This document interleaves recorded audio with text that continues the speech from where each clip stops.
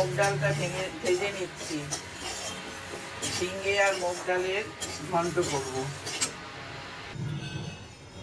আমি কড়াইতে সর্ষের তেল দিয়ে দেবো, দিয়ে একটু আলুটা ভেজে নেব। একটু নুন আর অল্প করে একটু হলুদ দিয়ে একটু ভাজা করে নিই।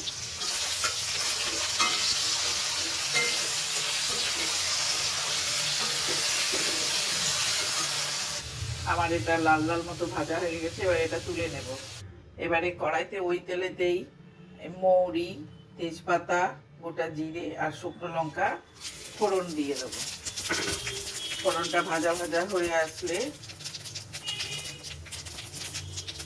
দুটো কাঁচা লঙ্কাও দেব। এবারে দিয়ে দেব ঝিঙেগুলো।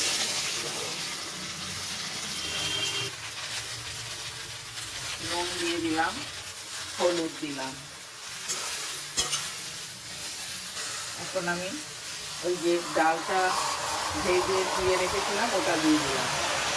ডাল দেখো, এখন লঙ্কার গুঁড়ো, জিরের গুঁড়ো আর ধনের গুঁড়ো একটু জল দিয়ে মিশিয়ে নেব।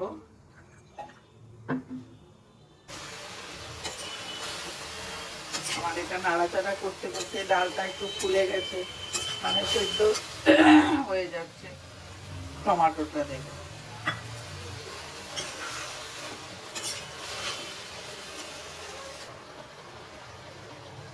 এবারে ওই গুঁড়ো মশলাটা, ভেজানো গুঁড়ো মশলাটা দিয়ে দিলাম, আর দিচ্ছি একটু থেতো করা আদা। জল বেরিয়ে গেছে, এবারে দিয়ে দেব ভেজে রাখা আলুগুলো।